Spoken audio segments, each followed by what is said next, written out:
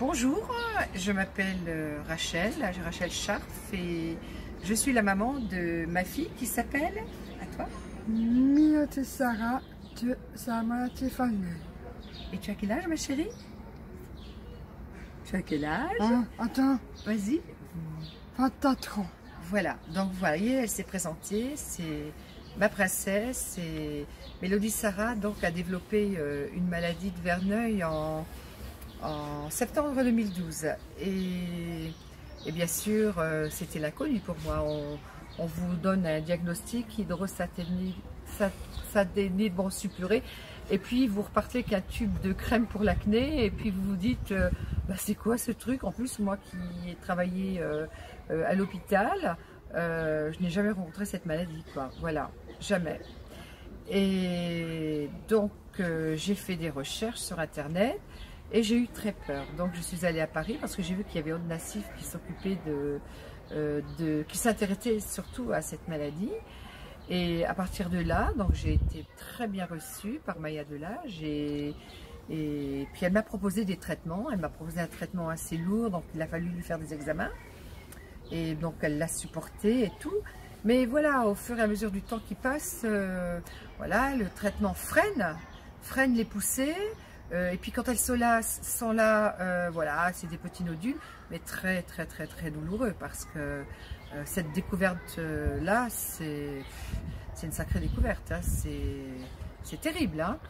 Et puis un jour, ça suffit quoi, les traitements, parce que elle a commencé à faire une réaction cutanée.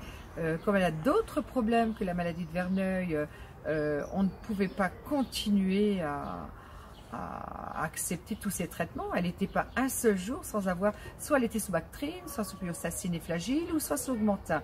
Et un jour donc j'ai téléphoné à Solidarité Verneuil. J'ai eu Hélène avec sa voix très douce qui m'a vraiment rassurée. Donc ça c'était en mars 2018. Je lui ai expliqué un peu ma situation. Et en fin de compte, le point d'interrogation, je lui ai expliqué que à Strasbourg, on m'a proposé sous anesthésie locale d'enlever 2-3 nodules. Moi, j'étais là sous anesthésie locale. Oh non. Et c'est là que Hélène m'a dit non. Elle a dit essayer d'aller voir Philippe Guilhem à Lyon et lui vous donnera son avis. Et j'ai senti qu'il fallait que je le fasse. Voilà, donc j'ai pris un rendez-vous sans penser que c'était les fêtes de Pâques, parce que chez nous en Alsace c'est très religieux, et en plus c'était la grève des trains, donc on est parti avec Blablacar. Et au jour d'aujourd'hui, elle a subi donc une exérèse dans le pli de laine, et je ne regrette pas parce que c'est, oui, c'est un geste chirurgical, oui bien sûr, c'est sous anesthésie générale, mais le choix entre quelque chose qui se fait en 2 heures et des soins 2 mois minimum, je veux dire, et choisir avec un traitement qui est toute l'année, j'ai pas regretté ce geste chirurgical parce que la maladie est là, bien sûr, la maladie ne partira pas, mais elle est là. Mais par contre, quand on enlève cette grappe de raisin, il n'y a plus rien, ça peut venir à côté, mais au moins on est rassuré, hein ma chérie, on est rassuré parce qu'on sait maintenant qu'il y a des gens qui s'intéressent, comme Philippe Guilhem, à cette maladie, qui connaissent cette maladie, qui savent ce qu'il faut faire. Et quand on vient de loin, il nous ouvre les bras, grands ouverts, avec son superbe sourire. Il nous rassure et il est très accessible, très humain. Vous savez, j'ai eu toute une carrière professionnelle dans le paramédical, mais je peux vous dire que cet homme-là, c'est un homme formidable. Voilà, très humain. Et j'y retournerai. Une poussée, c'est mon remède, voilà, c'est l'acte chirurgical. Voilà, parce que les traitements, elle a vraiment eu une réaction cutanée au visage. Et voilà, bon, il faut savoir qu'il ne faut pas que ce soit la maladie qui vous dirige. Nous, la maladie ne nous dirige pas. Elle est là, on est obligé bien sûr de l'accepter, puisqu'elle fait partie de notre vie, mais elle ne nous dirige pas. Donc je fais en sorte qu'avec Mélodie Sarah, quand il y a une poussée, je sais très bien ce qui la calme, et je sais très bien ce qui la fait avancer. Et puis quand ça va plus, on téléphone à Philippe, Hélène nous cherche à la gare, elle nous fait des gros câlins, elle nous emmène à Écully, à les cliniques, et puis voilà, on enlève la grappe de raisin, et puis la vie continue. Voilà, et c'est vrai que cette maladie, Mélodie a dû arrêter toutes ses activités musicales et de danse. Elle a tout repris parce qu'elle a réussi à monter plusieurs marches, c'est-à-dire que même quand elle a une poussée, elle continue son djembé, elle continue la danse et on continue de voyager.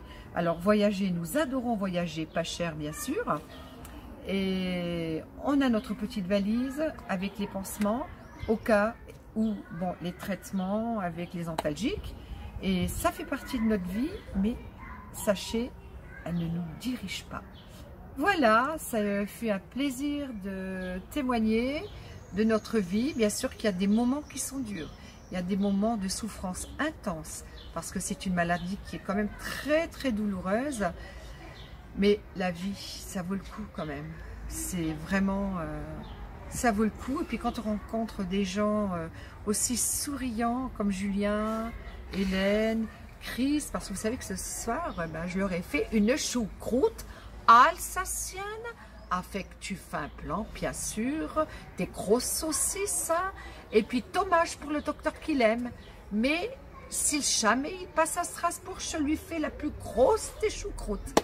Voilà, ben, je vous dis à bientôt. J'espère que ce message vous fera du bien et puis que vous pouvez quand même, faut être conscient que c'est là, oui, c'est là, mais ça ne nous empêchera pas de vivre, ça ne nous empêchera pas de rire, de voyager et de continuer cette vie. Voilà. Vous savez, moi j'ai appris une chose dans la vie, c'est que la souffrance nous fait grandir. Alors nous continuons de grandir. Bye bye. Merci beaucoup.